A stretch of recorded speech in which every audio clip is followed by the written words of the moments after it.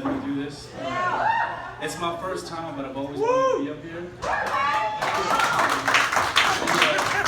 I want to apologize that we were a little bit too loud over there. We were celebrating something really good that happened tonight, so we were trying, but yeah, we're a little excited. We're going to all celebrate in a minute.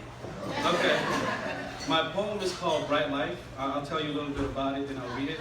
I wrote it because I was going through some of the hardest moments of my life, and you know, I think everybody can relate when you're trying to do something and accomplish something, and you don't get it. It feels like you failed a lot of people, right? So this poem is about feeling the failure, and then feel like you disappointed a lot of people, and because of that, you failed to do even more, right? Okay. So it's called Bright Life.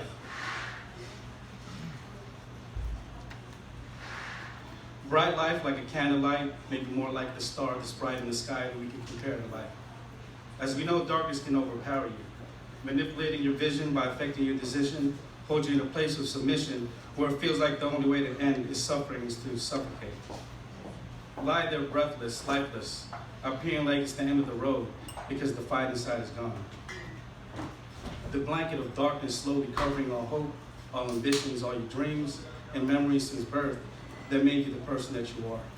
The bright light that was so bright is coming to its last light.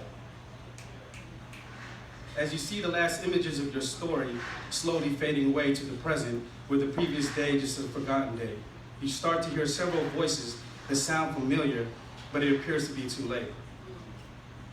You can feel your whole body giving in, your mind accepting that this might be the last time you will ever remember this moment. The pain, the feeling of torment, the fear that your life meant nothing. The many unsuccessful attempts to be successful, the many disappointments you have experienced, the expectations not met by the many people you respect and love, the tears, the many sleepless nights, figuring out what went wrong and how you could have done better, remain just thoughts fading away, while the last moments of your life drifts into oblivion of broken dreams and unfulfilled promises. But as the night turns into day, you realize that you've not gone away. The blanket of darkness is slowly bringing up your hopes, your dreams, and your ambitions, and then it hits you, the meaning of life.